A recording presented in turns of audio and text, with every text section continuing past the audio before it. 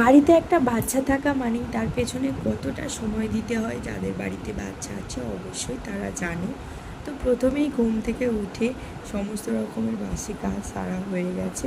আমি আর মা দুজন মিলে করে তারপর নিজেদের জন্য একটু চা বানিয়ে নেব। তার আগেই ছেলেকে ব্রাশ করিয়ে দুধ খাইয়ে দিলাম। তো নিজেদের চাটা বানিয়ে ভালো করে সবাই মিলে একসাথে খেয়ে নিলাম। খাওয়া দাওয়া হয়ে যাওয়ার পরে মা কাটাকুটি করে অলরেডি রান্না করতে বসে গেছে।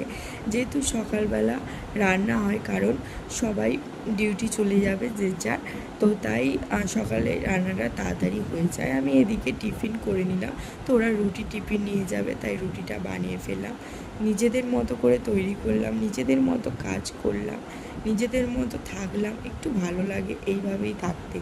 তো সবাই দেখো একটু রুটিটা করে নেওয়ার পরে তোমাদের দাদাভাইকে খেতে দিয়ে দিলাম।